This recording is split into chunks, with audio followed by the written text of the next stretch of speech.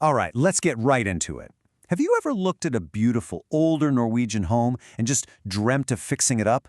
But then that thought hits you. The fear of all those modern, super complex, and probably really expensive building codes? Well, what if I told you there's a clear path through all that?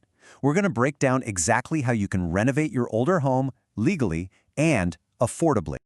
So just picture it. You've got a property just like this one. I mean, it is just oozing character, right? It's got history, but let's be honest. Maybe the layout feels a little stuck in the past, or you'd love to make it more energy efficient.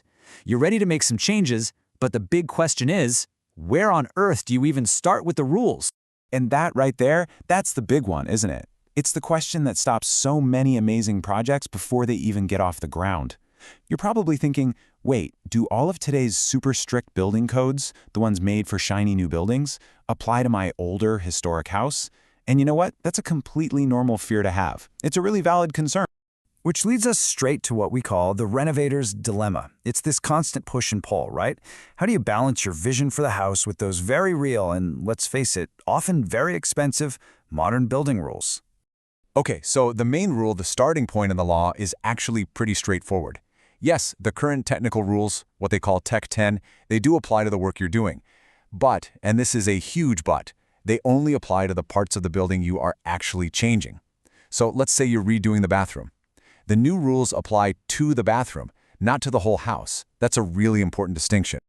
But here's the good news. The law isn't meant to be this impossible wall you can't get over. It actually has this built-in kind of secret path for renovators. It's a flexibility clause that's all about common sense. Let's dig into what that actually is.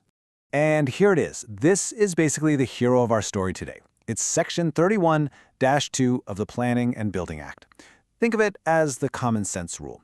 It's this super important clause that allows the local municipality to grant exceptions, because at the end of the day, the law recognizes that it's just not always reasonable to expect a house from, say, the 1920s to meet the exact same standards as a house built today. It's just not practical. So, the big question is, how do you get to use this powerful little rule? Well, it's not automatic. You don't just get a free pass. To qualify for this exception, your project basically has to pass 3 specific tests, or gates as I like to call them. And here they are. It really boils down to these 3 things. The first gate is all about cost. Would meeting the new rules be just unreasonably expensive compared to what you're trying to do? The second one, and this is a biggie, is about safety. Is your plan still safe and sound, even if it doesn't perfectly match the new code? And finally, the third gate, appropriate use. Is this renovation actually necessary to make the building work for its intended purpose? And you can see this logic baked right into the law itself.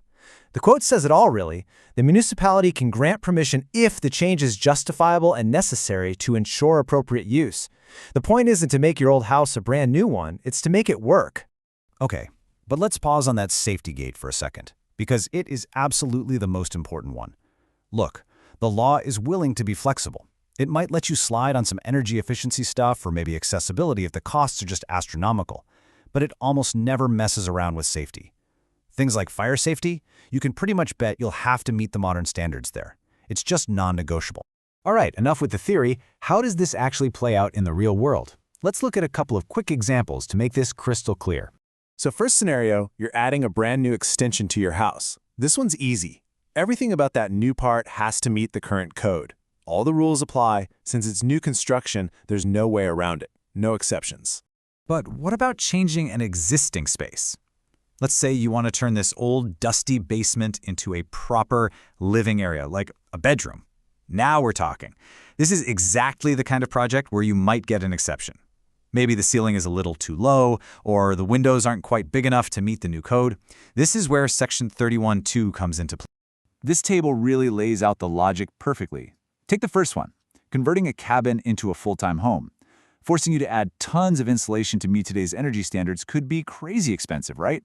So an exception on that is pretty likely. But look at the second one, adding a new bathroom.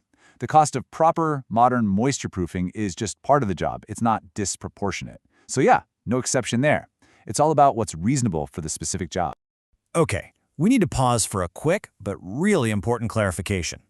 There are 2 legal terms that sound similar, and people mix them up all the time, but they mean totally different things. Getting this right is crucial for your application. So here's the difference, plain and simple. An exception that's our Section 31.2, is all about the technical rules. Think insulation levels, ceiling height, that kind of stuff. A dispensation, on the other hand, is for when your project bumps up against the bigger picture, the local zoning plan. Like maybe you want to build closer to your property line than the plan allows. Two different problems, two totally separate processes. Right. So you get the rules now, and you're pretty sure your project qualifies for an exception. What's next? How do you actually prove your case to the local authorities? Well, this is where the homework really begins. And you've got to remember this. The burden of proof is 100% on you, the homeowner. The municipality isn't going to do the work for you or just assume you deserve it. It's your job to hand them a rock-solid case. So, what does that case look like? Well, your application needs to be super clear. You have to lay out exactly what you're planning to do.